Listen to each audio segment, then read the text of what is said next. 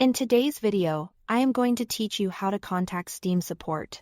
By the end, you'll know exactly where to go, what to click, and how to write a clear request that gets you help as quickly as possible. First, open Steam on the web and sign in to your account. Being logged in ensures the system recognizes your library, purchases, and account details, which helps route your request correctly. At the top of the page, look for the support option in the toolbar and click it. If you prefer to go straight there, you can also type help.steampowered.com into your browser's address bar. Both paths take you to the same Steam support homepage. On that page, you'll be asked to select the category that best matches your issue. Pick the one that fits most closely. Games is ideal for issues like crashes or missing content in a specific title. Account covers things like login troubles, security concerns, or changes to your email. Steam Wallet is for payment questions, refunds, or wallet balance problems. Hardware is where you'll go for issues with Steam Deck, controllers, or other devices.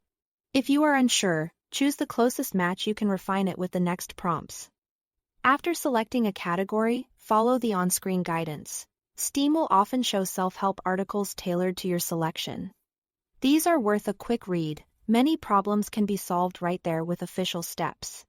If those suggestions don't resolve your issue, you'll see a Contact Steam Support button. Click that to open the support form. This path ensures your request reaches the right team with the right context. When the form appears, fill it out with as much relevant detail as possible. Use a clear subject line and explain what happened, when it started, and what you've already tried. Include exact error messages, or codes if you have them. For purchase-related problems, add relevant order numbers from your Steam receipts.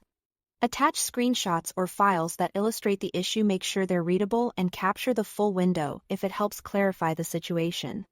If Steam requests proof of ownership for account recovery, follow the on-screen instructions and provide only what's needed.